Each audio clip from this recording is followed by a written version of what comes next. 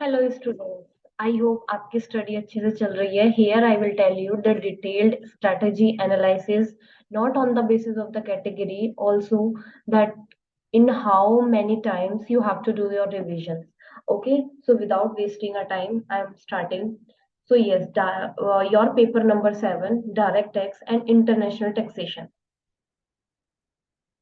So yes, I categorize category A, category B, and then thereafter we will talk about the category C. Okay, so in a direct taxation, I can tell you कि in a CA final, institute expecting that students having a more knowledge about the direct taxation, and I think कहीं ना कहीं ये भी चीज ठीक है, because CA final is the last exam. After that you have to represent as a member of the ICI, because क्या होता है कि CA final is the last platform in which you will groom. There is a few after chartered accountant, मैंने मतलब like अपने अब तक fraternity में, मतलब मुझे एक साल हो गया, I have seen a less peoples who is grooming himself और हरसेल्फ। बिकॉज स्टूडेंट्स क्या होते हैं, चार्टर्ड अकाउंटेंट बनने के बाद अपने आप को पता नहीं क्या ही समझने लग जाते हैं। They stop their self to learn new things, grow, and मतलब एक इनोवेटिव सोचना, एक आउट ऑफ द बॉक्स जाके चीजें सोचना। तो स्टूडेंट्स, मेरी आपसे एक यही रिक्वेस्ट है कि ये नहीं है कि आप चार्टर्ड बन जाओगे इसके बाद and you will stop yourself to learn and to मतलब कनेक्ट विद द थिंग्स। कहीं ना कहीं मतलब चीजों को मतलब इम्प्रूव करना, सीए बनने तक का सफर जो है उसके बाद भी मतलब बहुत बढ़िया होता है। डिग्री मिल गई नो डाउट, उसके बाद तो वक्त हमारा ही होता है कि हमें चीजें अपने अकॉर्डिंग प्लान करके मैनेज करनी है। So I think topic से हट गई हूँ. So without wasting a time, I will tell you how to do your revisions. Okay.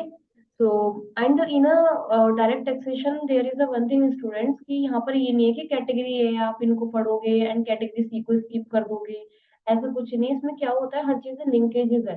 Suppose अगर पीजीबीपी का क्वेश्चन आ रहा है, उसमें आपसे कैपिटल गेन भी पूछा जाएगा, इनकम फ्रॉम अदर सोर्सेज भी पूछी जाएगी, एंड उसके अंदर कैलकुलेशन ऑफ टैक्सेशन भी पूछा जाएगा। तो you should have more and more knowledge in a direct taxation and direct taxation और मतलब इंटरनेशनल टैक्सेशन और आईडीटी। ये एक ऐसे सब्जेक्ट है जिनको हम कैटेगराइज नहीं कर सकते, but still I try to segregated not on the basis of the importance, but also yes, आपको इस रिदम में जाके स्टडी करनी चाहिए। पहले आपको इन चैप्टर्स को करना चाहिए and then after that you have to start with the category B and then category C. Not कि आपको मतलब कि कैटेगरी ए करनी है, बी करनी है, then you have to skip a category C. This is not a like proper way to मतलब do the things. Okay, so without wasting a time, I will tell you how to do your revision. So yes, basic concept, PGBP, capital gain, deduction, deduction में जितने भी company की deduction है, you have to do your entire deduction price. तो deduction में जो end of the end new deduction जो आई है, मतलब आई थिंक 2022 के बाद से, you have to give the more attention. आप ये नहीं करोगे कि फिर जो सीएटीसी की डिडक्शन है, डी ई, ये सारी की सारी आप स्किप कर दोगे।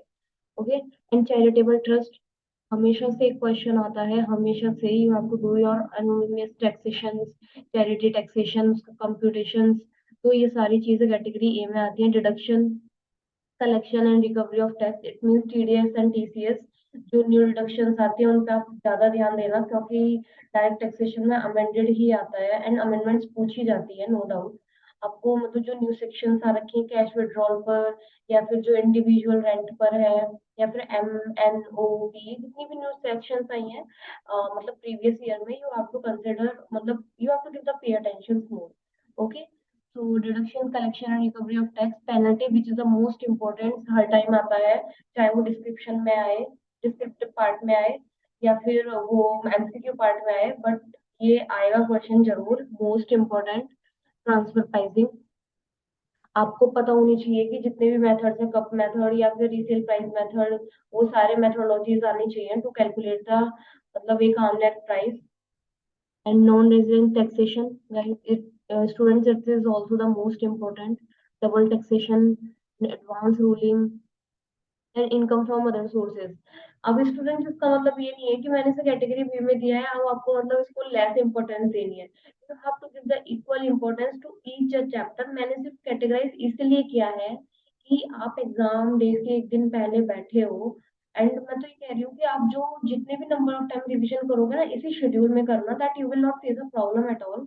कि मतलब एक टाइम पे ना मैंने इसको फॉलो किया था, तो मैंने क्या करा, मुझे ये इससे रिजल्ट भी अच्छा आया। मैंने आई थिंक 2 3 4 टाइम रिवीजन किया था, एंड मैंने इसी सीक्वेंस में फॉलो किया था कि मैं पहले इस तरीके से स्टडी करूंगी, एंड देन टाइम रिड्यूस होता चला गया, एंड बिफोर वन डे भी आई स्टिल फॉलो दिस। मतलब मैंने इसी को फॉलो किया, ये नहीं कि मैंने कुछ चेंज करा, मैं कुछ नया ट्राई करूँ, नो। वहां पर रिस्क नहीं लेना है। जो आप पहले से पढ़ते आ रहे हो आप उसी को कंटिन्यू में लेके आओ। ओके।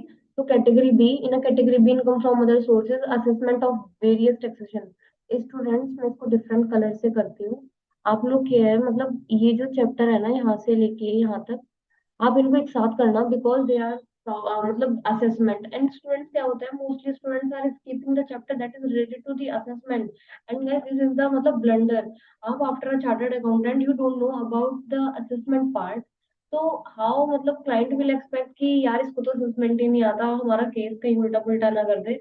तो do your study not in a मतलब डिसिप्लिन मैनर में। आप जितने तरीके से करोगे, सपोज दैट कि एग्जाम में नहीं आया चलो question, but in a practical life assessment मतलब इज लाइक अ बैकबोन। मतलब आपको चीजें पता होनी चाहिए कि आपको क्लाइंट की टैक्सेशन कैसे सेविंग करनी है, आपको क्लाइंट को मोर एंड मोर मतलब अच्छे से सर्विसेज प्रोवाइड करनी है। तो क्योंकि client is the best exam paper, मुझे उससे बेस्ट कोई एग्जाम पेपर लगता नहीं, क्योंकि हमें पता नहीं होता क्लाइंट क्या पूछने वाला है।